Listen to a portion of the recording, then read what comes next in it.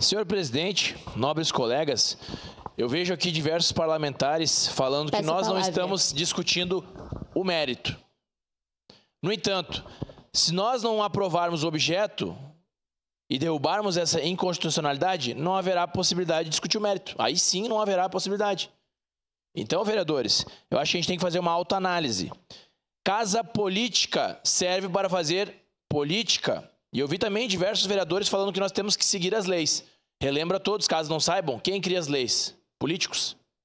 Nós criamos as leis. Então aqui, IGAN e DPM são órgãos consultivos, dizendo isso ele tem tendência a ser inconstitucional. Nós que definirmos ou não. Outro ponto, eu vi uma vereadora falando da lei orgânica do município. Quem aprovou e criou a lei orgânica do município? Não foram os vereadores? Não foi o prefeito que promulgou? Regimento interno, temos que seguir o regimento interno. A gente não está fazendo reunião aqui para discutir o regimento interno.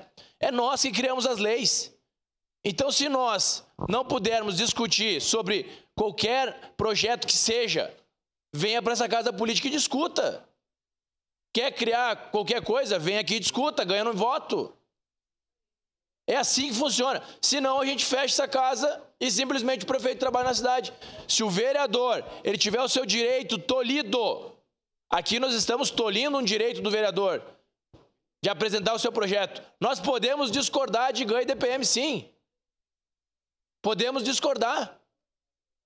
Depois vem aqui, discute o mérito, é aprovado, vai para o prefeito ele vai decretar ou não, vai promulgar ou não. Então nós devemos analisar esse fato. Somos políticos, não somos advogados. Embora tenhamos advogados aqui, nós, primeiramente, somos políticos. Então aqui nós tomamos decisões políticas, obviamente sempre prezando pelo bom senso. Para concluir, vereador. E para concluir, senhor presidente, esse projeto, acredito que vai beneficiar muito a nossa comunidade. Então, por isso, o capitão Ramon vai votar contra a inconstitucionalidade. Obrigado.